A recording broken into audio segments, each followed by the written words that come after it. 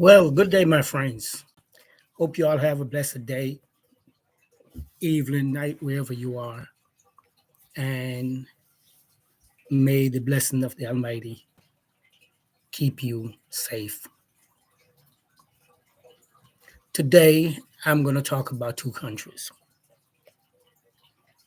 And these two countries are world apart. One is on the African continent, and the other one is in the Caribbean. But before I get into this, I'm going to ask you a favor. Please like and share this video and leave me a comment. Now, just welcome to the global pulse, where we where we cut through the borders to understand the culture shaping our world.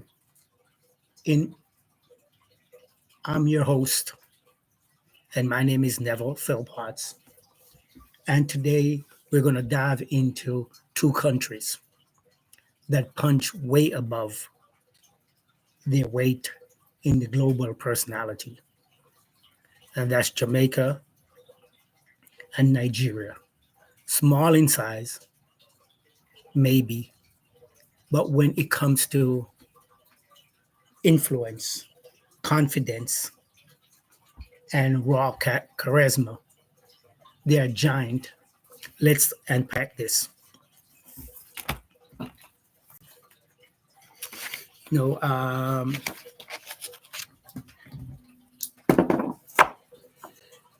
Jamaica produces, out of Jamaica came reggae beat, transitioned into Afrobeat, and the rest is history.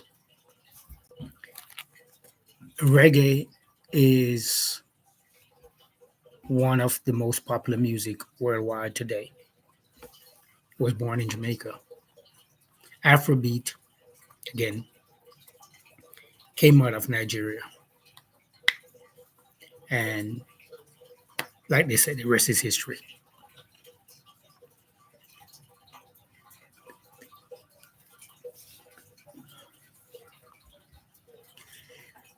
Both Nigeria and Jamaica have something in common: a legacy of resistance. Jamaica, born out of the brutality of slavery, produced the Maroons, which waged war, guerrilla war, on the British force. That fearless spirit lives in the defiance and confidence of dancehall today, reggae, and even how Jamaicans speak true to power. Nigerian, Nigeria, the giant in Africa, fought colonialism and civil war, yet out of the chaos came a people who never accept second place.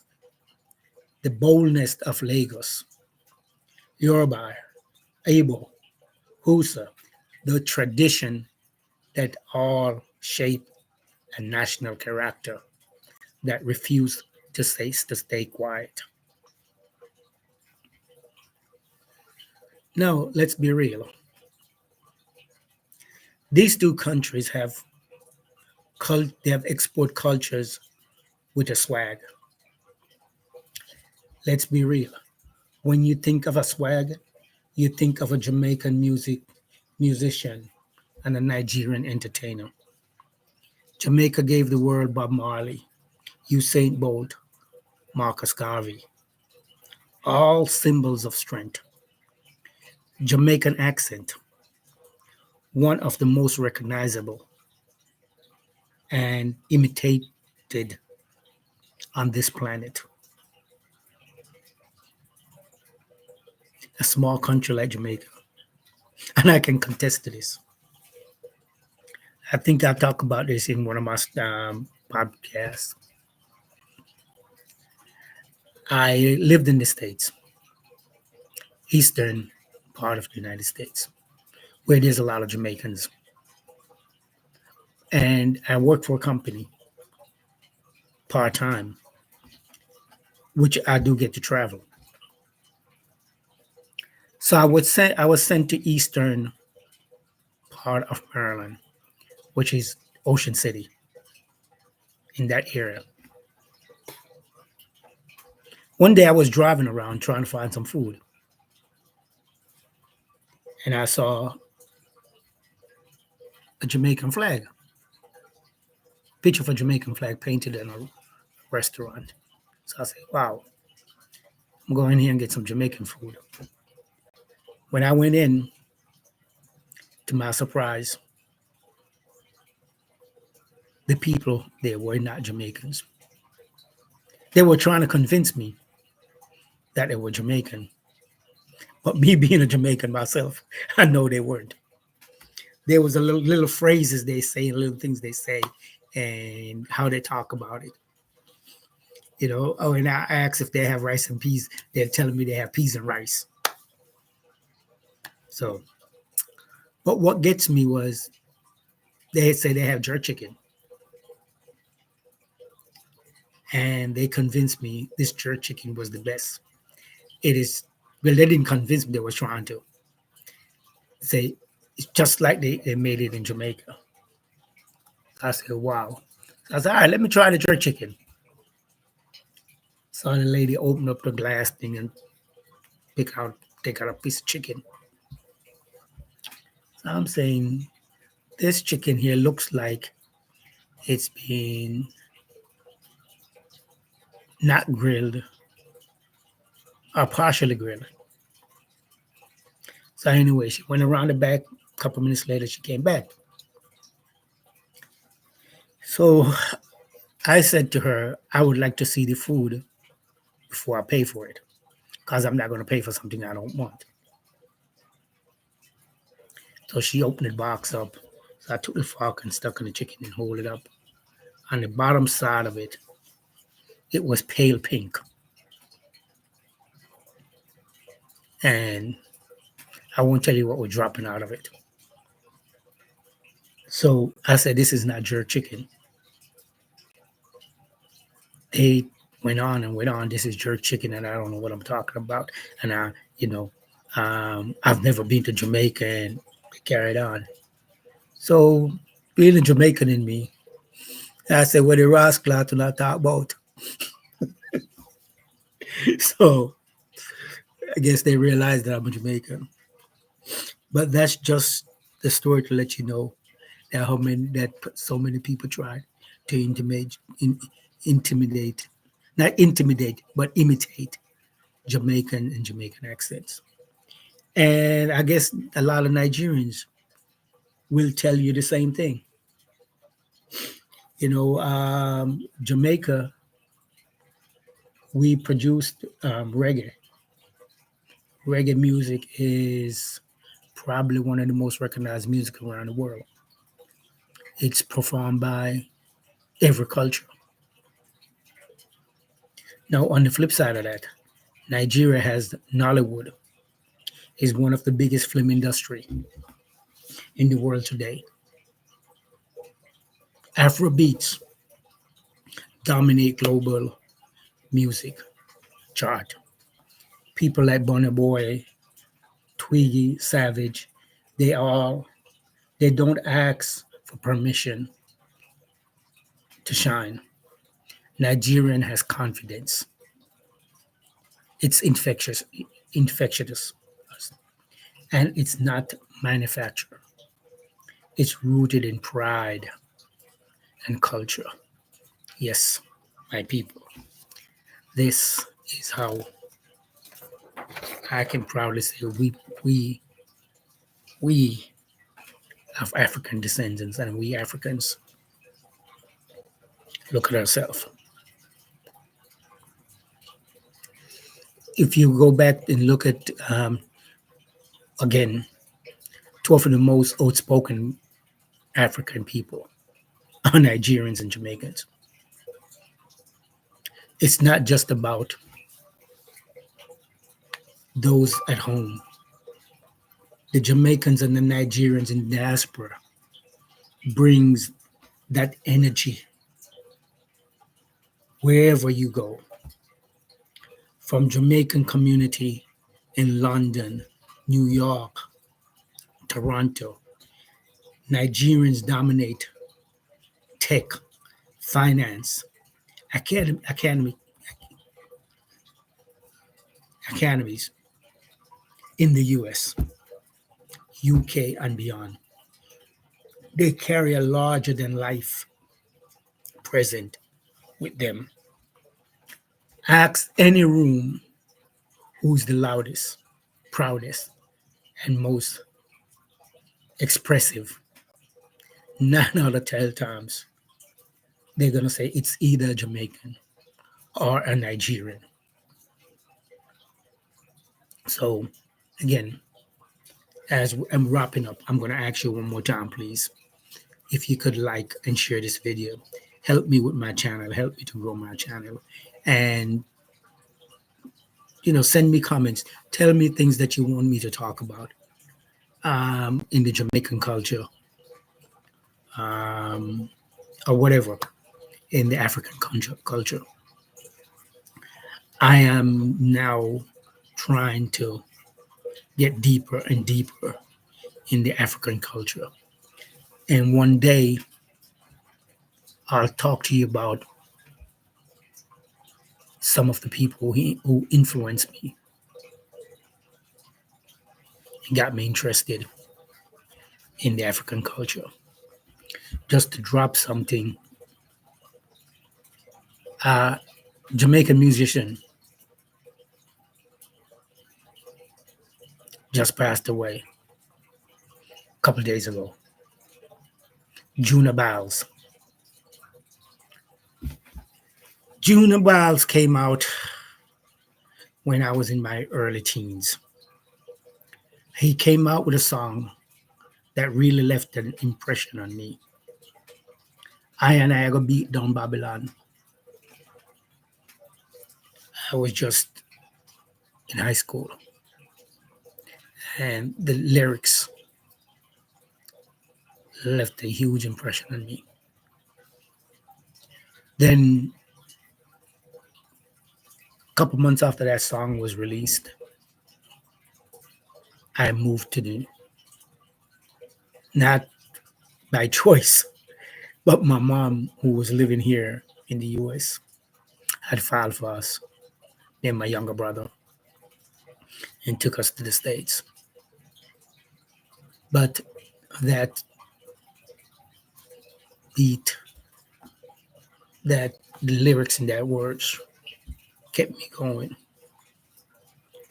So, and then another thing that really hit my black consciousness when I was in college here in the United States. I just entered college. I think it was, when Stephen Biko was killed in jail. Stephen Biko of South Africa. And that kind of jogged my memory again on black consciousness. Then several years later, a person who had just started to admire and start seeking out information on, Thomas Sankara of Burkina Faso, but then the country was named Upper Volta. Thomas Sankara was killed in 1987. He was assassinated. So the next time someone say Jamaicans are extra or the Nigerians are too loud, understand this. That extra is earned. The boldness in culture, that present is generational. Jamaica and Nigeria might not be the biggest countries by land, But when it comes to personality, they lead the world and they're just getting started.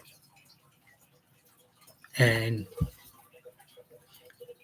Jamaican and Nigeria, the country Jamaica and the country Nigeria has a long relationship. Nigeria helped Jamaica out with oil. A lot of people don't know that. It's not published.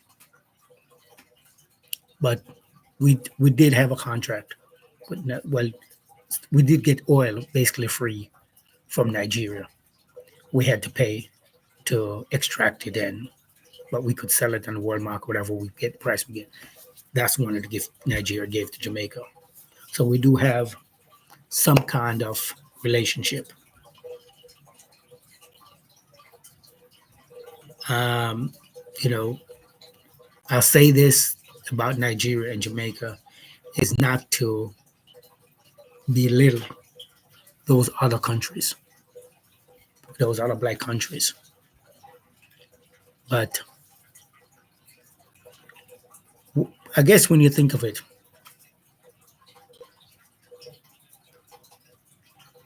I've heard, I don't know how true it is, but I've heard it mentioned a lot of times